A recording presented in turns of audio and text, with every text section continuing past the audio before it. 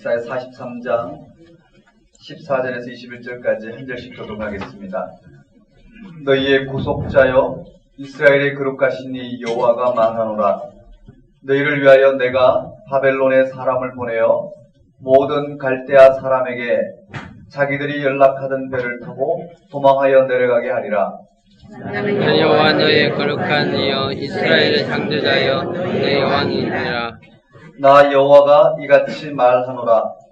바다 가운데의 길을 큰 물 가운데에 지름길을 내고 병거와 말과 가운데 용사를 일궈내어 그들이 일시에 엎드러져 일어나지 못하고 눈물하기를 가져가는 등불 같게 하였느니라. 너희는 이전 일을 기억하지 말며 옛날 일을 생각하지 말라. 보라 내가 새 일을 행하리니 이제 나타날 것이라. 내가 그것을 알지 못하느냐. 반드시 내가 광야의 세기를 사막에 가을 내리니. 장차 들 짐승 곧 승냥이와 타조도 나를 존경할 것은 내가 광야의 물을 사막의 강들을 내어 내 백성 내가 택한 자에게 마시게 할 것임이라. 네 백성은 나를 위하여 지었나니 나를 찬송하게 하려 하느니라. 아멘.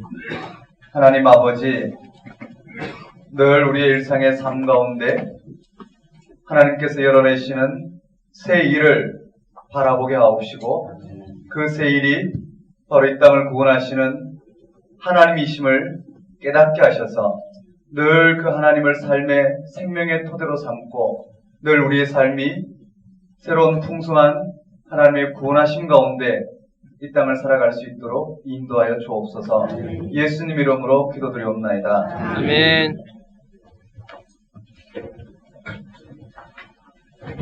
지난 시간 이어서 이사야 두 번째 시간인데요. 40장부터 66장까지 간단하게 설명하고 예레미야, 에스겔 들어가는 만큼 한번 진도 보고자 합니다. 진도를 좀 빨리 나가야 될 텐데요.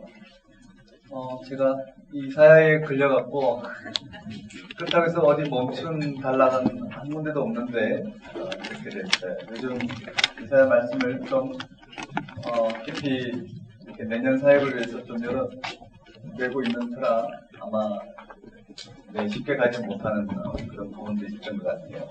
한번 보겠습니다. 이사야 40장부터 55장까지가 이사야 1장부터 39장까지가 한 단락이었죠.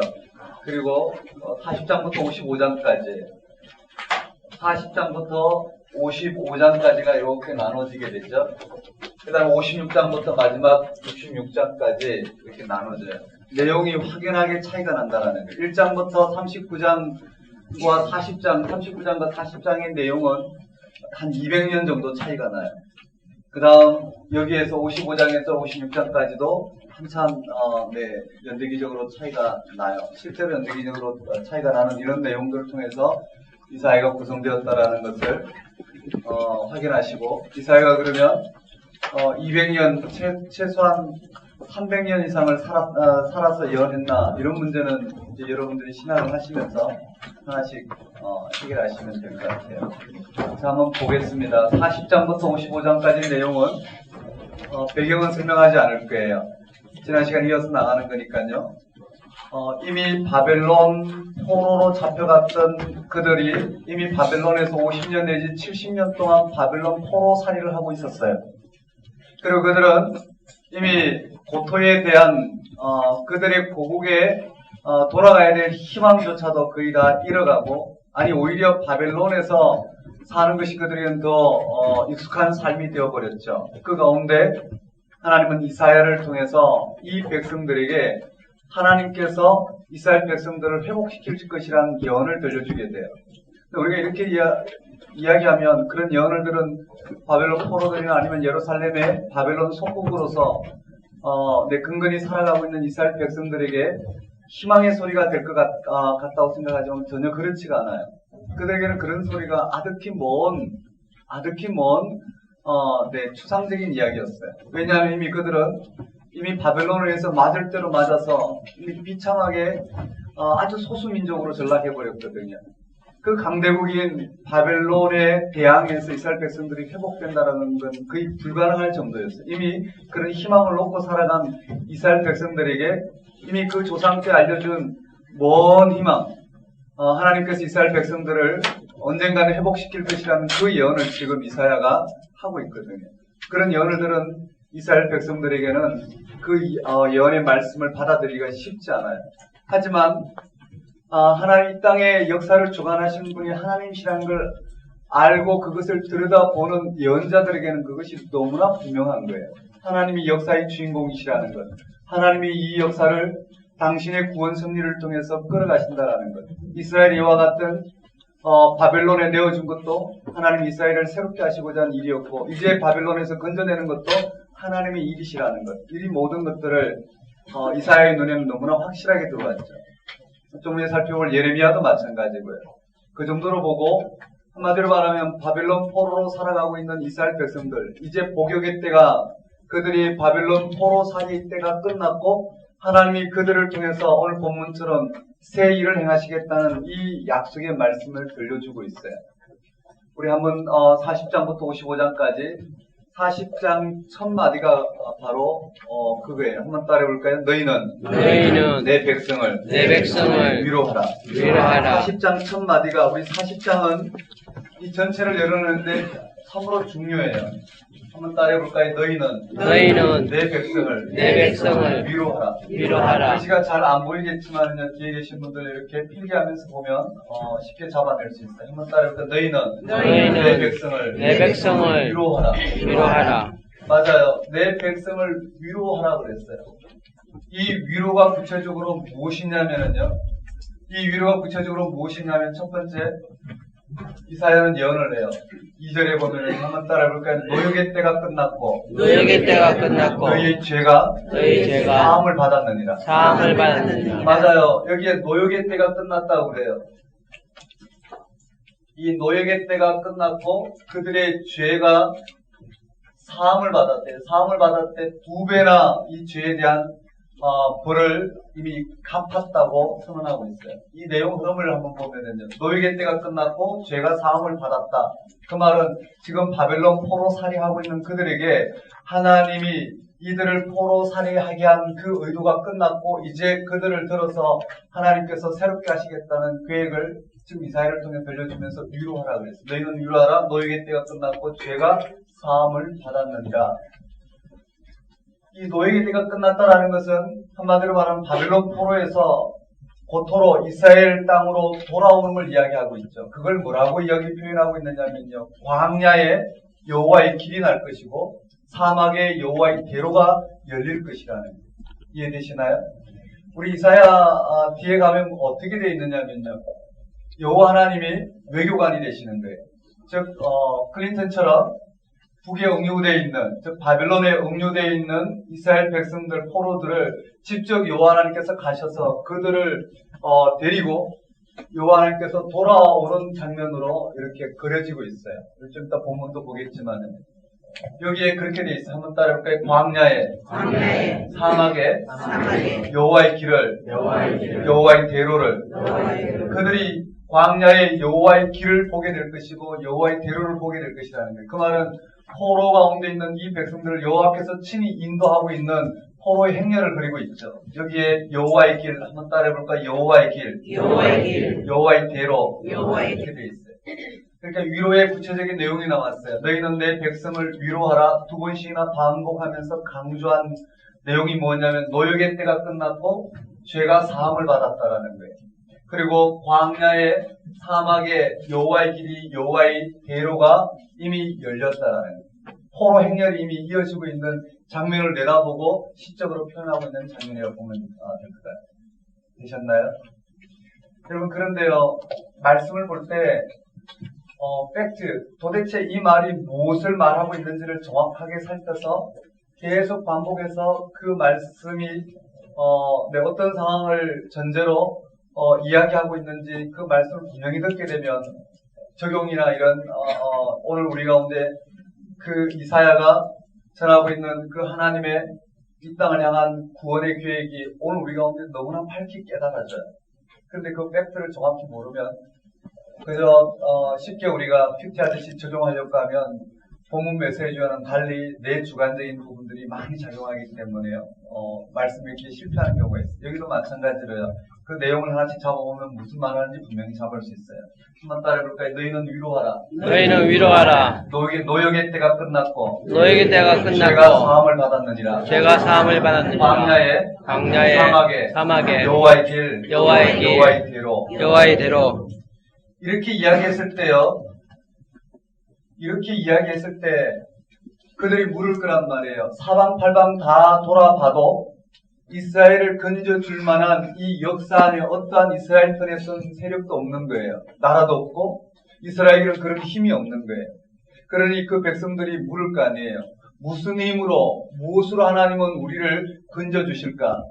그들이 의지하고자 하는, 예를 들어서 우리가 남북의 문제를 미국이 의지하듯이 의지할 만한 것이 있어야지, 그들에게 이 바벨론에 대항할 만한 것이 있어야지 이와 같이 포로에서 돌아올 텐데 어디를 봐도 이스라엘을 도와줄 만한 나라가 없는 거예요. 그런데 하나님은 지금 어떻게 노역의 때가 끝났고 죄가 사함을 받았다고 그러는 거예요. 이사야도 마찬가지죠. 자기가 이와 같이 노역의 때가 끝났고 죄가 사함을 받았다라는 하나님의 구원의 계획을 선포하면서도 어떻게 하나님께서 구름 한 점 없는 하늘에 비가 내리게 하실까? 뭔가 구름이라는 징조가 보여야지 비가 내리실 텐데 의심을 품을 수 있어요. 거기에 대해서 하나님이 들려주신 말씀은 모든 육체는 풀과 꽃과 같다라는 거예요. 즉, 이 역사 안에 하나님이 아닌, 이 역사를 주도하신 하나님이 아닌 이 역사 안에 모든 대상들은 다 풀과 꽃과 같다라는 거예요. 그 말은 지금 이스라엘 백성들을 억압하고 있는 바벨론도 풀과 꽃과 같을 것이요. 또 이스라엘 백성들이 그러한 부분에 대항해서 자신들을 이와 같이 건져줄 만한 어떠한 구름과 같은 어떠한 흔적들을, 그러한 도움들을 들여다보고자 하는 그 모든 역사 안에 그들이 의지하고자 하는 대상들은 다 풀과 꽃과 같다라는 거예요. 한번 따라해볼까요? 모든 육체는 풀과 꽃과 같고 근데 풀과 꽃처럼 시들어버린다라는 거예요. 모든 육체는 이 역사 안에 일어나고 있는 모든 것은 풀과 꽃과 같이 시들어버리지만 시간이 지나면 어떻게 해요? 다 시들어버린다라는 거예요. 어떠한 강대국도 이 역사 안에 어떠한 강대국 그 자체가 지금까지 존속해 온 적은 없어요. 강대국은 다 망했어요. 그렇죠? 다 망했다라는 거예요. 예언자의 눈에도 그게 하나님의 구원 계획이 들어왔겠죠. 풀과 꽃은 시드나 이 역사를 향하여 하나님이 구원하시고자 하는 당신의 말씀은 영원하실 거라는 거예요. 한번 따라볼까요? 하나님 말씀은 영원히 쓰리라. 네, 이 말씀은 영원히 쓸 것이라는 거예요.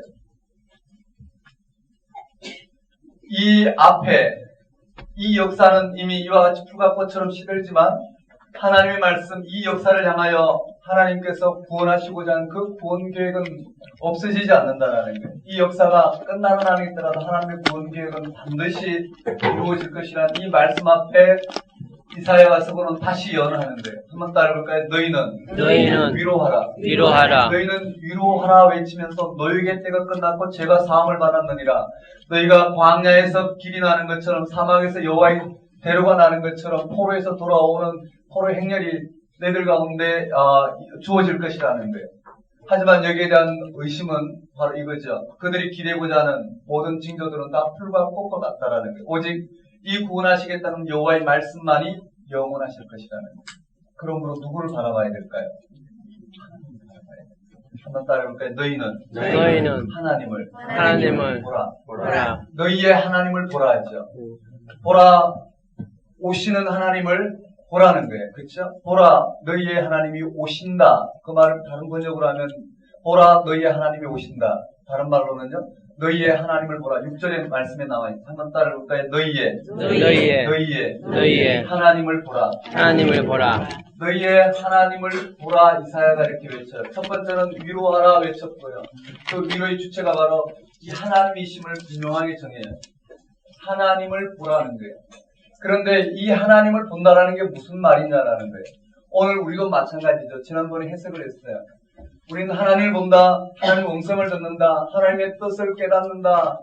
그것이 얼마나 우리가 생각하는 것이 성경에서 연자들이 바라보고 오늘 우리 가운데 들려주고 있는 그 하나님을 보는 행위가 무엇인지를 조금만 들여다본다면 우리가 하나님을 본다는 것이 얼마나 이기적으로 내주관적으로 하나님과 무관하게 우리가 고백하는지 잘 알 수 있어요. 한번 따라볼까요? 너희의 하나님을 보라. 너희의 하나님을 보라. 이 하나님이 누구시냐면은 바로 밑에 설명이 되어 있어요. 7절 8절인가요? 이 하나님이 누구시냐면은요. 한번 따라볼까요? 강한 자. 강한 자. 하나님은 강한 자요. 그의 팔로 이 세상을 다스리는 자예요. 다른 말로 말하면 하나님을 보라는 것은 하나님이 역사의 주권자시라는 거예요. 그 말이 무슨 말일까요? 이 역사를 창조하신 하나님이 당신의 의지를 이 땅 가운데 표방하시고 그 의지대로 이 역사를 끌어가신다라는 거예요. 다른 말로는요. 하나님이 이 역사 가운데 당신의 구원을 이루어 가시는 분, 그가 하나님이라는 거예요. 그러니까 너희의 하나님을 보라는 이 하나님은 하나님의 실체가 아니라 하나님의 실체는 하나님의 실체를 볼 수 있는 자는 죽어야지만이 가능해요. 영이신 하나님을 온전히 볼 수 있는 자는 어떻게 해요? 죽어야지 가능하고 오늘 우리 신약의 시대는 예수님이 오셔야지만이 가능한 일이에요. 그렇지만 오늘 우리는 하나님을 볼 수 있어요. 예수님을 통해서 하나님을 볼 수 있다고 그랬어요.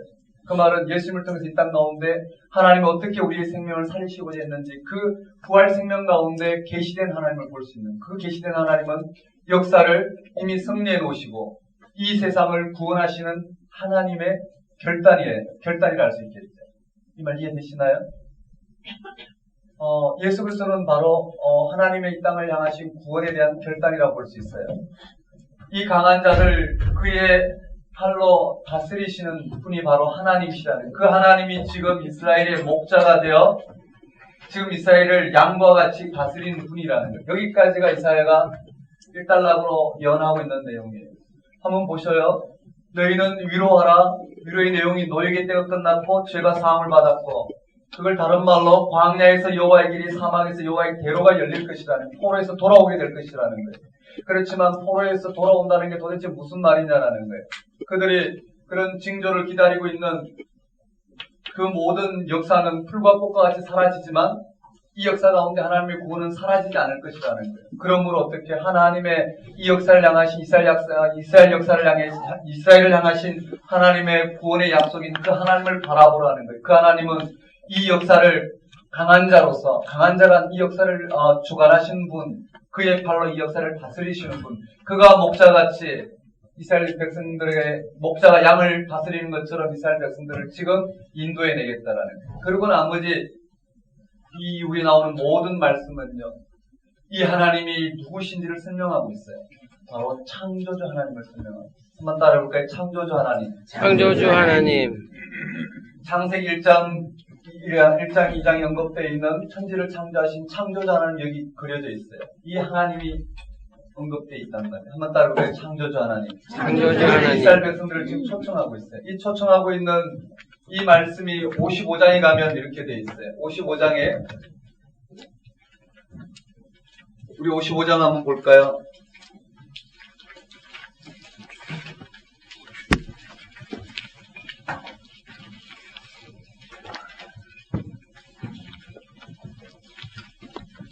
이 하나님의 구원의 말씀이 55장에 오라 너희 목마른 자들아 물러나오라 돈 없는 자도 오라 너희는 와서 사 먹되 돈 없이 값없이 와서 포도주와 젖을 사라. 이들은 어떠한 값을 치를 필요도 없고 지금 이만 하나님의 구원의 말씀을 받아들이기만 하면 그 하나님의 구원에 참여할 수 있다라는 것을 전하고 있어요. 너희가 어찌하여 양식이 아닌 것을 위하여 언을 달아주며 배부르게 하지 못할 것을 위하여 수고하느냐? 내게 듣고 들을지어다. 그리하면 너희가 좋은 것을 먹을 것이며 너희 자신들이 기름진 것으로 즐거움을 얻으리라. 쭉 언급되어 있어요. 한번 따라해 볼까요? 한번 따라하겠습니다. 물러나오라. 물러나오라. 나오라 초청하는 장면이에요. 그 다음에 6절에 보면 여호와를 만날 만할 때 찾아라. 가까이 계실 때 그를 부르라. 쭉 언급되어 있어요. 한번 따라해 봅시다. 물러나오라. 물러나오라. 그 다음 6절에 한번 따라해 볼까요? 가까이 계실 때에 가까이 계실 때 그를 부르라. 그를 부르라. 네, 다 같은 표현이죠. 그러면서 저기 40장 내용이 연결돼요. 8절에 보면 이렇게 되어 있어요. 이는 내 생각이 너희의 생각과 다르며 내 길은 너희의 길과 다름이니라. 이들이 어떻게 포로 가운데 있는 이들은 어떻게 하나님이 우리를 회복시킬까? 도무지 불가능하다고 생각하는 그들을 향하여 여호와 하나님께서 그들이 생각하는 생각과 여호와 하나님께서 열어내시는 구원의 길과는 전혀 다르다라는 거예요. 근데 조금 더 깊이 들어가 보면은 하나님은 역사의 주권자이시기 때문에 그들이 역사의 한 부분으로서 생각하는 구원과 역사의 주권자, 창조자로서 생각하는 구원과는 전혀 다른 개념이라 할 수 있어요. 한번 따라해 볼까요? 너희의 생각이 한번 따라해 보겠습니다. 내 생각이 여기에 그들을 설득하는 게요. 내 생각이 너희의 생각과 다르다고 했어요. 또 내 길이 너희의 길과 다르다는 것을 통해서 하나님이 궁극적으로 역사의 부분인 이스라엘과 역사의 주권자이신 하나님과의 궁극적인 차이를 언급하는데요. 9절에 보면 이는 하늘이 땅보다 높음 같이 내 길은 너희의 길보다 높으며 내 생각은 너희 생각보다 높다라는 거예요. 하늘과 땅만큼 차이가 난다라는 거예요. 하늘과 땅만큼 차이가 난다는 걸 이야기하면서요. 10절, 11절이 핵심이에요. 어떻게 설명하냐면 지금 구원을 선포한 하나님의 말씀이 어디에 비유가 되냐면 10절, 11절과 같이 비유가 돼요.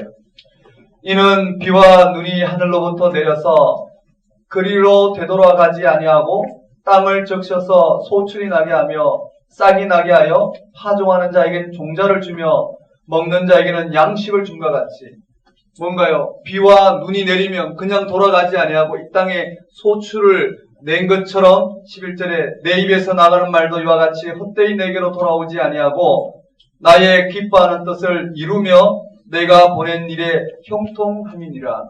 이게 바로 역사의 주권자이신 하나님이 역사를 향해서 행해 가시는 역사를 다스리시는 방법이라는 거예요. 이 역사 가운데 하나님 말씀하신 것은 반드시 그 뜻을 이루고야 마는 이 하나님이 여기에 계시되어 있어요.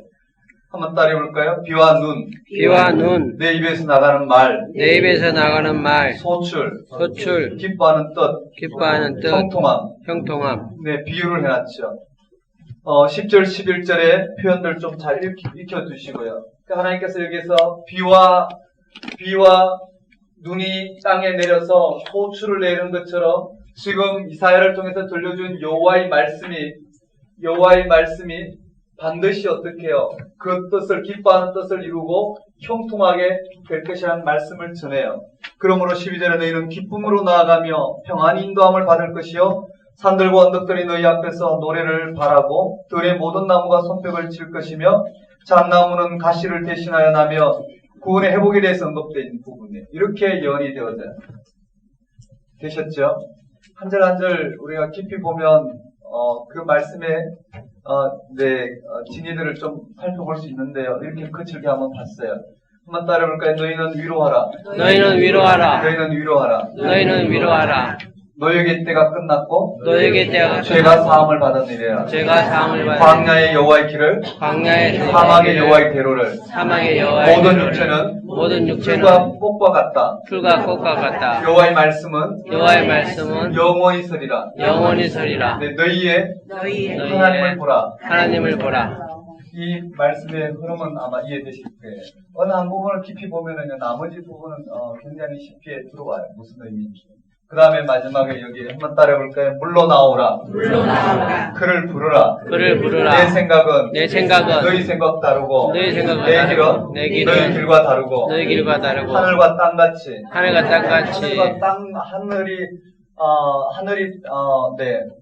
하늘이 땅보다 높은 같이 여호와의 생각과 여호와의 길은 오늘 우리가 하는 근본적인 차이가 난다는 거예요. 근본적인 차이가 난다는 것은 비와 눈이 내려서 소출을 맺게 하는 것처럼 여호와의 말씀은 반드시 이 땅에 당신이 기뻐하신 뜻을 이루시고 그리고 내 형통함을 이루실 것이다 라는 예언으로 주고 있어요. 그것을 기뻐하며 그 하나님의 부르심 앞에 나아가기만 하면 된다.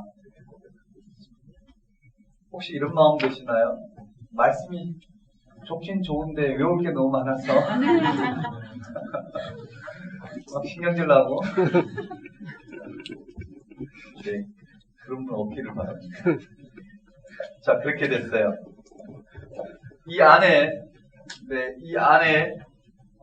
무슨 내용이 있는지 주로 세 종류로 잡았어요. 먼저 이와 같이 여호와의 구원을 주도할 당신의 기름 부음 받은 종에 대한 모습을 언급하고 있어요. 이와 같은 결론적으로 말하면 4장부터 55장까지 이 여호와의 구원은 오늘 우리를 통해서 예수 그리스도를 통해서 우리에게 일어난 사건인데요. 여기 이 구원을 주도할 여호와의 종, 이 종의 노래가 언급되어 있어요. 한번 따라해볼까요? 종의 노래. 종의 노래. 42장에 보면 마태복음 12장에 언급되어 있는 종의 노래, 즉 예수 그리스도를 언급하고 있는 내용이 나와요. 한번 따라해볼까요? 종의 노래. 종의 노래. 여기 종의 노래가 첫 번째 나오고요.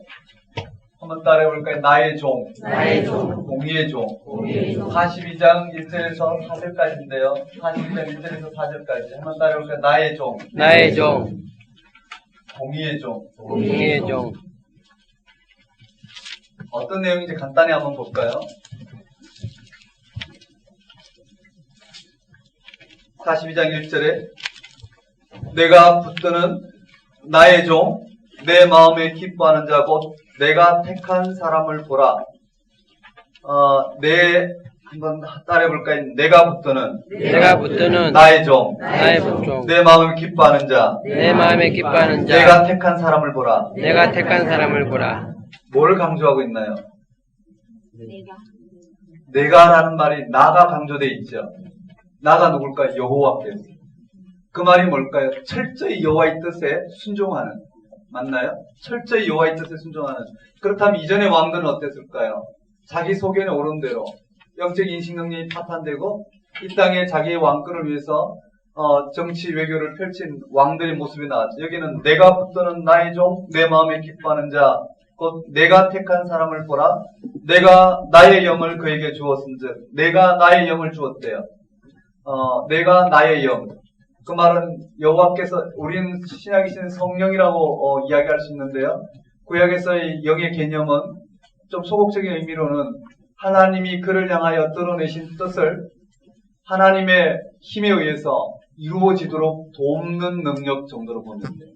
하나님이 그 뜻을 이루도록 돕는 능력 정도로 보면 여호와의 영이 임하였다는 뜻이 무슨 말인지 알 수 있을 거예요. 그래서 그가 하나님의 뜻을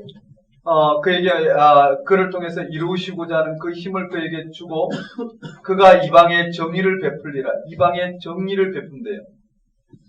어떻게 베푸냐면요. 2절에 그는 외치지 아니하며 목소리를 높이지 아니하며 그 소리를 거리에 들리게 하지 아니하며 상한 갈대를 꺾지 아니하며 꺼져가는 등불을 끄지 아니하고 진실로 정의를 시행할 것이며 또 그는 쇠하지 아니하며 낙담하지 아니하고 세상에 정의를 세우기에 이르르니 손들이 그 교훈을 앙망하리라. 간단히 보면은요. 그가 이 땅에 와서 사역해야 될 사역의 방식은 한번 따라해볼까요? 외치지 아니하며 목소리를 높이지 아니하며 소리를 들리게 하지 아니하며 상한 갈대를 꺾지 아니하며 등불을 끄지 아니하고 아니하고가 5번 나오죠. 그리고 그가 해야 될 것은요. 한번 따라해볼까요? 정의를 시행할 것이며 네, 아니하며가 5번 나와요. 그리고 그는 진실로 정의를 시행할 것이며 4절에 보면 그가 하는 일이 4절 말씀을 역설적으로 보면 그를 쇠하게 할 일이고 낙담하게 할 일일 거라는 거예요. 맞죠? 그가 하는 일은 곧 쇠할 만큼 스스로 이렇게 번아웃될 만큼 쇠할 만큼 또 낙담할 만한 그러한 일인데 하나님은 그를 통해서 쇠하지 아니하면 낙담하지 아니하고 세상에 정의를 세우기에 이르르니 그러니까 세상에 정의를 세우기까지 하나님은 그를 쇠하지 아니하게 하고 낙담하지 아니하게 하시겠다는 하나님의 의지가 들어가 있어요. 그랬을 때 어떻게 해요? 그 일을 다 드러냈을 때 섬이란 지중해 연안에 많은 그 섬들을 통해서 열방을 지칭하는 관용어로 서고 있다고 보면 되겠죠. 열방들이, 즉 이방들이 그 교훈을 앙망하니라. 이 여호와의 종을 통해서 베풀어진 그 구원을 바라보고 사모하게 될 것이다라는 예언이에요. 이게 누구를 통해 드러나냐면 예수님을 통해 드러나는 말씀이에요. 우리가 한 절 한 절 깊이 봐야 되겠지만은요, 그냥 봤어요. 거기 한번 따라해볼까요? 내가 붙드는 나의 종. 내가 붙드는 나의 종. 네, 내가 붙드는 나의 종. 그가 뭘 하냐면 이방에 정의를 베푼다라는 거예요. 그리고 3절에 정의를 시행할 것이면 정의를 이전 번역에 공의로 되어 있었기 때문에 그냥 공의의 종 이렇게 했어요. 한번 따라해볼까요? 나의 종. 나의 종. 바꿔볼까요? 정의의 종. 정의의 종.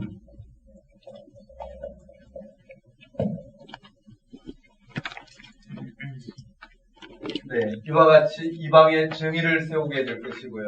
세우는 방법은 아니하며 다섯 가지 아니하고, 세하지 아니하고, 낙담하지 아니하고, 오직 이방에 정의를 세우게 되고 선들이 와서 교훈을 받게 될 것이다. 이 종의 노래가 언급되어 있어요. 그 다음에 49장에 또 한번 따라해볼까요? 종의 노래. 종의 노래. 여기에도 종의 노래가 되어 있어요. 한번 따라해볼까요? 나의 종. 나의 종. 이방의 빛을 삼아. 이방의 빛을 삼아. 특히 이방의 빛으로 오신 종의 모습을 언급하고 있어요. 49장 한번 볼까요? 간단하게 한번 읽어볼게요.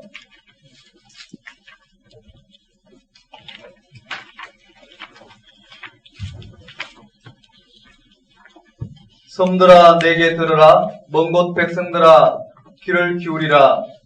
여호와께서 태에서부터 나를 부르셨고 내 어머니 복중에서부터 내 이름을 기억하셨으며 내 입을 날카로운 칼같이 만드시고 나를 그의 손 그늘에 숨기시며 나를 갈고 닦은 화살로 만드사 그의 화살통에 감추시고 내게 이르시되 너는 나의 종이요 내 영광을 내 속에 나타낼 이스라엘이라 하셨느니라. 그러나 나는 말하기를 내가 헛되이 수고하였으며 무익하게 공연히 내 힘을 다하였다 하였도다.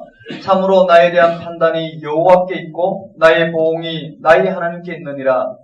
이제 여호와께서 말씀하시나니 그는 태에서부터 나를 그의 종으로 지으신 이시요 야곱을 그에게로 돌아오게 하시는 이시니 이스라엘이 그에게로 모이는도다. 그러므로 내가 여호와 보시기에 영원롭게 되었으며 나의 하나님은 나의 힘이 되셨도다. 여기 6절 한번 읽어볼까요? 시작. 그가 이르시되 내가 나의 종이 되어 야곱의 지파들을 일으키며 이스라엘 중에 모든 대사를 들어오게 할 것은 매우 쉬운 일이라. 내가 또 너를 이방의 빛으로 삼아 나의 구원을 베풀어서 땅끝까지 이르게 하리라. 네, 맞아요. 거기에 이스라엘을 구원하는 건 당연하고요. 내가 또 너를 이방의 빛으로 삼아 나의 구원을 베풀어 땅끝까지 이르게 하리라. 땅끝까지 이르게 하겠다는 말씀이 나오죠. 한번 따라해볼까요? 이방의 빛으로 삼아. 이방의 빛으로 삼아. 그게 이 땅을 구원할 여호와의 종의 노래예요. 그 다음에 50장 한번 볼까요? 한번 따라해볼까요?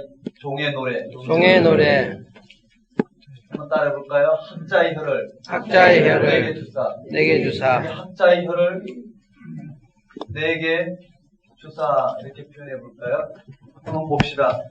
50장에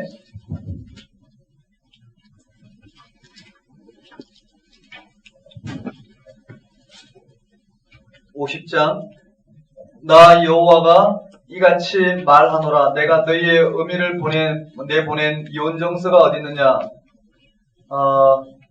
그 대목 지나갔어요. 4절 50장 4절부터인데요. 4절 한번 읽어볼까요?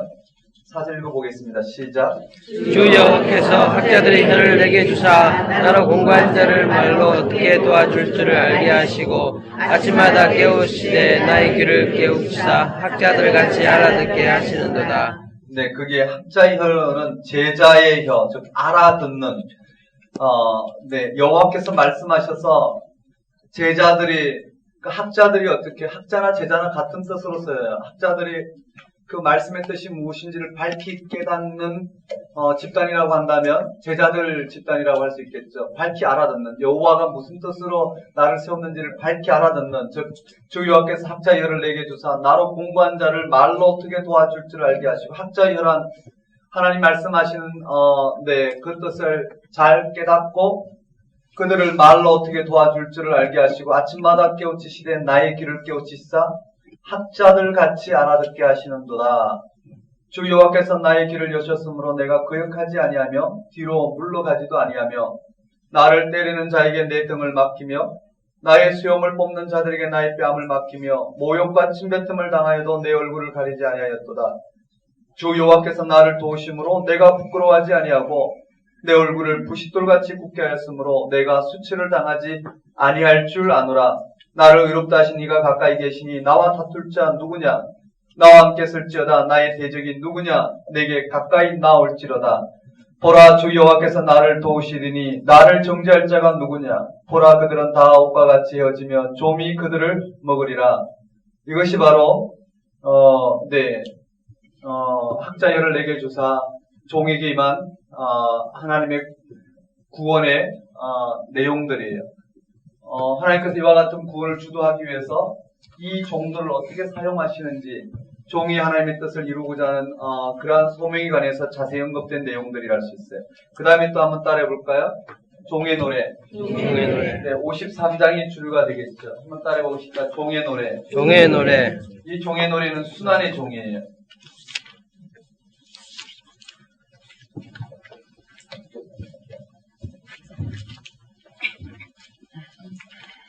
53장 너무나 잘 아는 말씀이라고 했지만 처음 보는 말씀이라고 저한테 이야기해서 저를 놀라게 한 사람도 계셔요.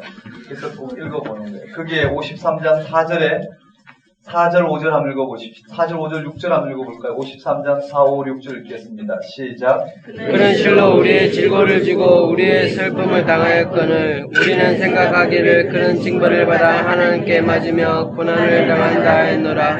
그가 찔림은 우리의 허물이요 때문이요 그가 상함은 우리의 죄악 때문이라. 그가 징계를 받음으로 우리가 평안을 누리고 우리가 나음을 받았도다.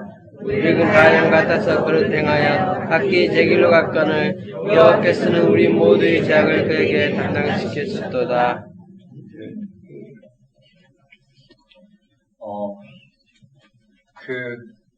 제자들에 의해서, 사도들에 의해서 예수님이 누구신지 구약을 통해 조명되어지기 시작했죠. 좀 쉽게 표현해 보면요. 예수님이 도대체 왜 십자가에 달려 죽으셔야 되는지, 왜 십자가에 달려 죽으시면서도 그렇게 예수님은 그렇게 순종할 수밖에, 십자가에 달려 죽기까지 순종할 수밖에 없는지, 왜 그런 모습으로 하나님 아들이 왜 그런 모습으로 이 땅에서 마지막을 맞이하셔야 되는지, 제자들은, 특히 베드로는 이해할 수 없었을 거예요. 도무지 하나님 나라가 왜 이와 같이 임해야 되는지를 이해할 수 없는 베드로의 눈에 무엇이 들어오기 시작했느냐면은 이사야 말씀이 들어오기 시작하는 거예요. 이사야 53장을 통해서 왜 예수님이 이 땅에 이와 같은 십자가의 죽음을 당하실 수밖에 없었는지를 깨닫게 돼요. 그리고는 베드로전서의 처음부터 끝까지 이 이사야 53장의 내용에 이 이사야 53장을 근거로 해서 예수님의 십자가의 죽음, 그 고난을 설명했어요. 그래서 베드로전서는요, 처음부터 끝까지 고난에 대한 내용을, 그리고 오늘 우리 그리스도인들이 이 땅에 왜 하나님 나라를 살아가는 우리 그리스도인들이 이 땅에 핍박을 당해야 되고 왜 고난을 당해야 되는지 그 이유를 설명해 놓은 서신이 바로 베드로전서를 알 수 있어요. 그래서 이런 본문들이요, 예수님을 통해서 이 땅 가운데 이루어진, 이미 예수님을 통해서 성취된 본문으로 우리 가운데 사도들 입을 통해서 들려지게 되고요. 그러한 사도를 통해서 고백되어진 그러한 신약에 있는 말씀을 통해서 이 말씀이 바로 메시아 본문이라는 것을 우리는 알게 된다는 거예요. 우리 신약 시대는 그렇게 들여다보게 됐죠. 한번 따라해볼까요? 종의 노래. 종의 노래. 순환의 종. 순환의 종. 조금 진도를 빨리 해보면은요, 이렇게 나의 종, 정의의 종이 어떤 내용인지 아마 아실 거예요. 같이 추석을 해보고 깊이 묵상을 해보면 더 쉽게 와닿겠지만은요, 여기도 마찬가지요. 이방의 빛을 삼아, 그다음 학자의 혀를 내게 주사, 하나님 말씀을 잘 알아듣게, 그 다음 여기에 순환의 종, 그의 종은 이와 같이 그동안의 왕들과는 달리 고난의 종으로서 이 땅을 섬기게 되는, 그러므로 말미암아 하나님의 역사의 구원이, 이 모든 이 역사는 풀과 꽃같이 사라지지만 하나님 말씀은 영영에서는 그 구원이 창조자 하나님의 이와 같이 당신의 종을 이 땅 가운데 세우심으로 말미암아 오늘 우리 가운데 이 하나님의 말씀이 오직 기뻐하신 뜻이 이루어지고 그 형통함이 구원을 맛보게 하는 그 일들이 일어날 것이다라는 거예요. 하지만은요, 실제로 이스라엘 역사 가운데 이것이 적용이 되었단 말이에요. 그럼 이렇게 보면 어떨까요? 하나님은 이 역사를 향해서 이 모든 인류를 향해서 구원하실 그 구원의 계획, 그 하나님을 이 땅을 향하신 구원의 계획을 이사야에게 들려주게 되었고요. 이사야는 그 시대 사람이에요. 그 시대 사람이 그 이스라엘 역사 가운데 적용시키는 말미암아 그 하나님의 전체 구원의 계획을 이사야가 이 이스라엘을 향한 예언한 그 예언을 통해서 우리는 그 전체 구원의 하나님을 우리는 들여다볼 수 있고, 이스라엘은 그 이사야의 예언을 통해서 자기 역사 가운데 임한 하나님의 구원을 바라볼 수 있었겠죠. 이 말 이해되시나요? 글쎄요, 여러분 어떻게 받아들이시게 될지요? 네, 다만 저걸 어떻게 많은 말씀을 요구해야 되나 이런 건 좀 내려놓고 한번 들어갈 수 있으면 좋겠다 싶어요. 자, 이렇게 됐어요. 그런 나머지는요, 지난 시간에 봤던 것처럼 이 내용 안에는 40장과 55장의 내용이 다 녹아 들어가 있어요. 간단한 예로 한번 따라볼게요. 나 외에는 다른 이가 없느니라. 나 외에는 다른 구원자가 없다. 나 외에는 구원자가 없다라는 거예요. 나 외에는 구원자가 없다. 오직 하나님만이 유일한 이 역사의 구원자라는 거예요. 그 말 이해되시나요? 여러분 한번 생각해 보셔요. 오늘 우리는 다양한 구원에 대한 이야기를 해요. 예를 들어서 제가 몸이 아팠다가 나았단 말이에요. 그쵸? 또는 제가 하루 두 끼 먹다가 세 끼를 먹고, 또는 다양한 어려움에 있다가 고침을 받았어요. 제가 경험한 이것이 여러분의 구원이 될 수는 없어요. 맞나요? 제가 경험한 것이 여러분의 구원이 될 수 없단 말이에요. 저도 마찬가지 그게 구원이 될 수 없어요.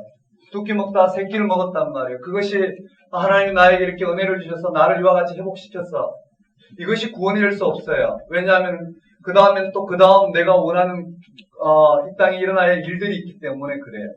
그것이 구원이 될 수 없고, 제가 이와 같은 제가 경험한 이 구원의 내용을 여러분에게 들려줬을 때 여러분들은 어떻게 해요? 이 내용이 구원이 될 수 없고, 그 내용을 들려준 그것을 가능하게 하신 하나님이 여러분의 삶의 구원주가 될 거죠.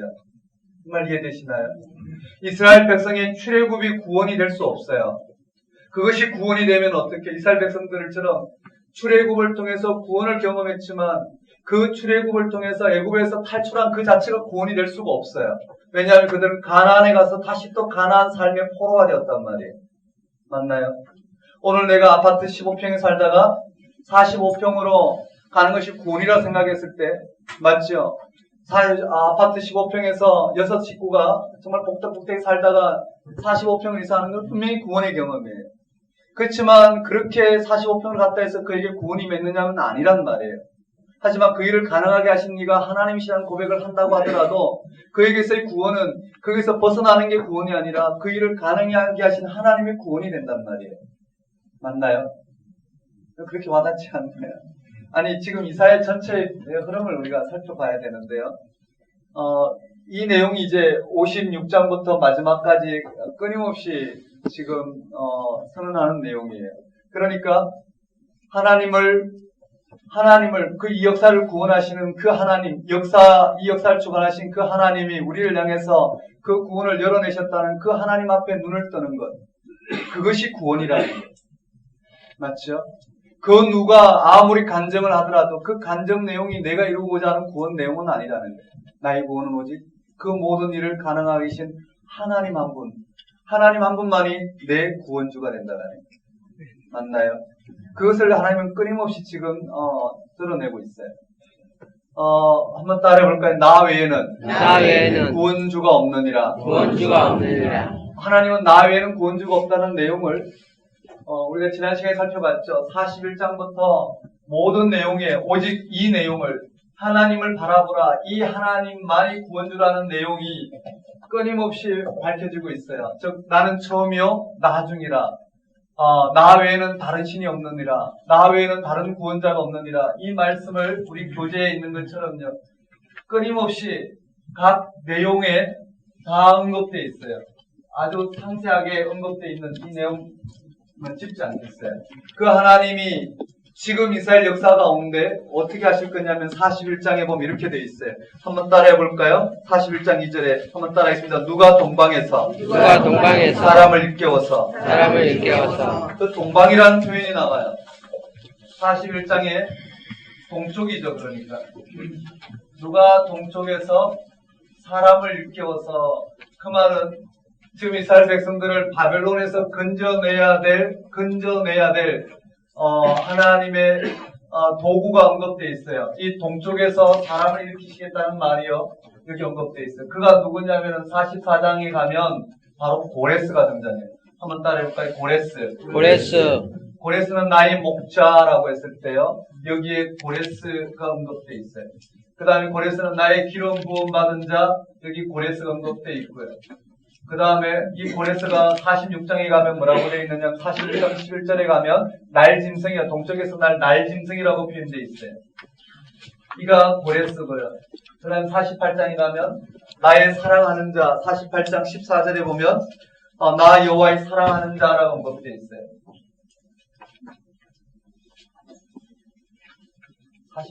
48장 14절에 언급되어 있습니다. 이와 같이요, 나 외에는 구원자가 없는 여호와 하나님이 바로 이스라엘 백성의 구원의 토대이고, 그가 이 역사 가운데 실제로 페르시아 바사왕 고레스를 들어서 이들을요 바벨론에서 끌어내겠다는, 오늘 본문에 우리가 묵상했죠. 43장에 보면요, 여러분 한번 따라해볼까요? 바벨론에서 43장에 보면 여기에 바벨론에서 너희를 이끌어내겠다는, 이 바벨론에서 이끌어내겠다는 이 말씀을 여기다가 직접적으로 주고 있고요.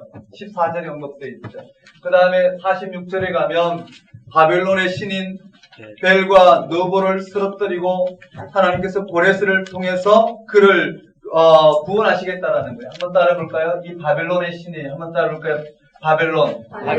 여기에 바벨론의 벨과 느보를 무너뜨리고 구원하시겠다는 계획과, 이 계획이 구체적으로 41장에 언급돼요. 한번 따라볼까요? 바벨론 심판. 바벨론 심판장이 47장이라는 건 꼭 기억하셔야 되고요. 심판이고요. 그 심판이 구체적으로 이스라엘 백성들의 구원으로 언급되는데, 그게 48장 20절에 언급되어 있어요. 너희는 바벨론에서 나와서 갈대아인을 피하고 즐거운 소리로 이를 알게 하여 들려주며 땅 끝까지 반포하여 이르기를 여호와께서 그의 종 야곱을 구속하셨다 하라, 이렇게 되어 있어요. 한번 따라해볼까요? 바벨론에서 나와서 이들이 이 바벨론에서 구원받겠다, 이와 같은 흐름만 잡겠어, 이렇게 되어 있어요. 되셨죠? 나머지는 쭉 읽어보시면 되고요. 또 정리하지 않겠어요. 여기 43장에 아까 우리 읽었던 본문 잠깐 묵상하고 오늘 해야 될 56장 이하로 한번 갔으면 좋겠어요. 그게 한번 볼까요? 56장에 아니요, 죄송합니다. 43장에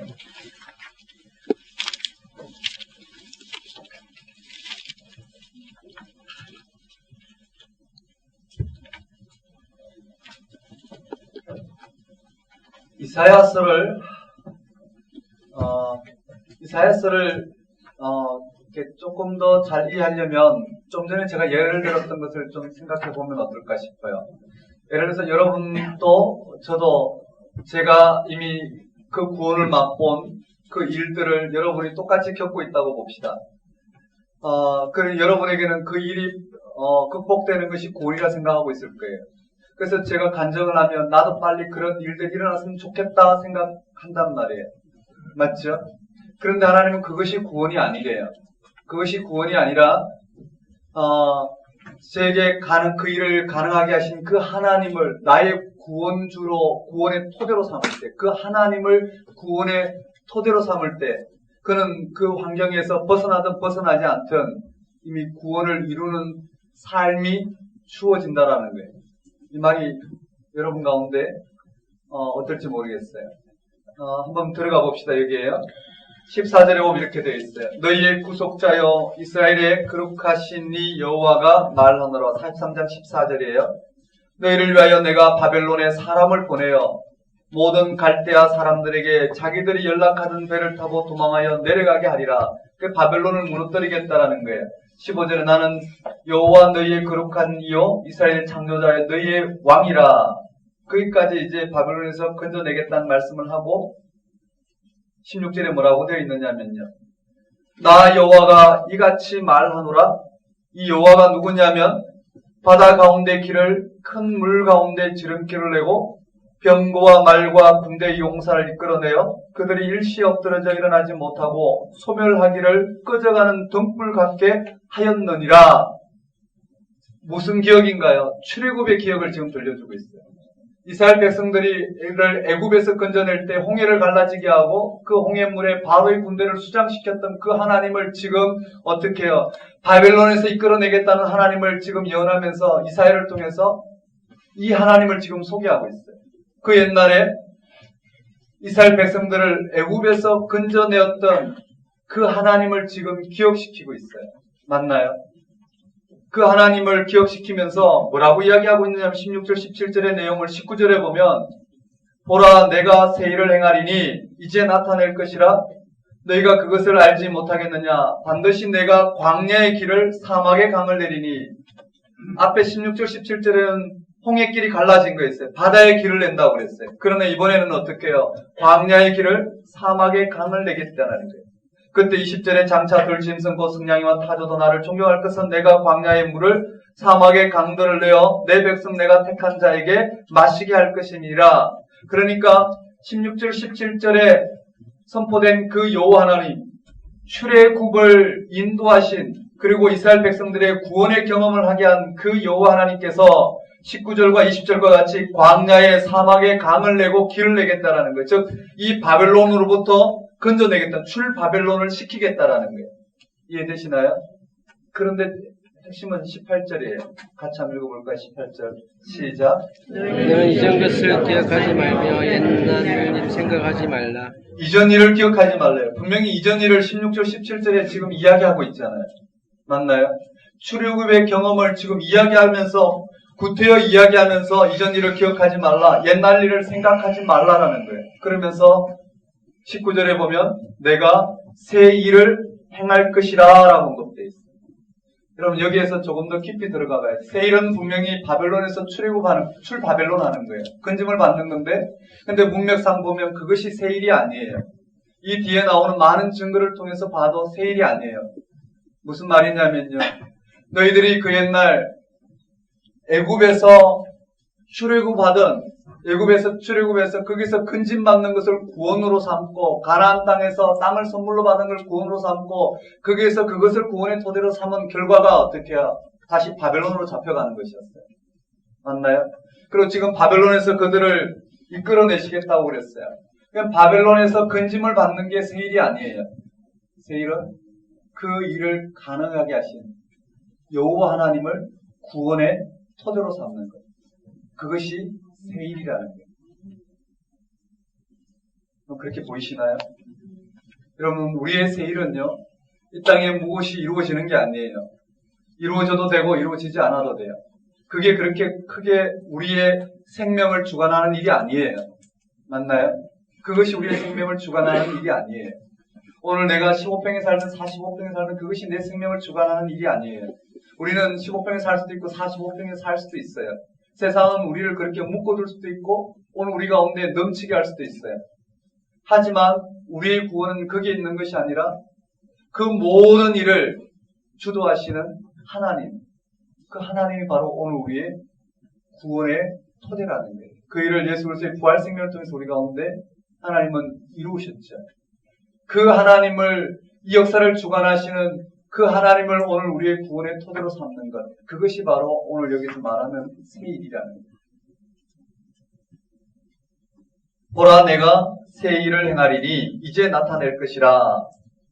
그 새 일, 즉 이스라엘 백성들이 이제는 하나님을 구원의 토대로 삼는 그 일이 일어날 것인데 그 일이 일어날 것인데 너희가 그것을 알지 못하겠느냐. 반드시 내가 광야에서 길을 사막에서 강을 내리니 그 여호와 하나님께서 구원의 주도를 하실 건데 이스라엘 백성들은 그 주도하시는 하나님을 이제 구원주로 삼고 그 하나님을 토대로 이 땅에서 거룩한 백성으로 살아가는 것.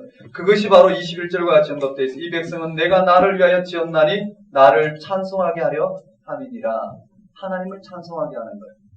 구원을 기뻐 노래하는 것이 아니라 그 구원을 가능하게 하는 구원주 여호와 하나님을 내 삶의 토대로 삼는 그것이 바로 이스라엘의 찬송이라고 그랬어요. 맞죠? 하나님의 찬송이 되는 게 뭘까요? 하나님을 구원주로 삼는 게 찬송이잖아요.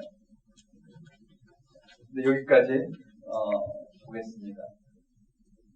이 앞에 내용들은 아마 시험 준비하시는 분들은 몇 요절 정도 기출문제 풀면서 확인하고 정리하면 해결되리라 생각해요. 이 틀을 잘 잡아두면 내용을 담아놓는 건 쉬워요. 몇몇 정리하면 눈에 보이는 대로 정리가 될 거예요. 틀이 주어지지 않으면 그 말씀이 그 말씀 같아서 못 잡아낼 거예요. 한번 따라해 볼까요? 너희는 위로하라. 너희는 위로하라. 네, 위로하라는 저 본문 40장을 잘 잡아야 돼요. 55장을 잘 잡았어요. 그 안에 이와 같이 종의 노래가 있고 그 안에 고레스를 들어서 하나님께서 바벨론에서 건져내시겠다라는 하나님의 말씀, 그 안에 우리가 방금 읽었던 것처럼 세일을 행하겠다는 말씀, 또 43장에 보면은 너는 내 것이라 내가 너를 지명하여 부른다는 유명한 말씀도 있어요. 우리가 노래로 들려줘서 너무나 익숙한 말씀인데요. 어쨌든 이런 내용들을 가지고 이 틀을 가지고 조금씩 그 내용들을 보충해가면 되리라 생각합니다. 쉬었다가 우리 56장부터 마지막까지 살펴보도록 하겠습니다.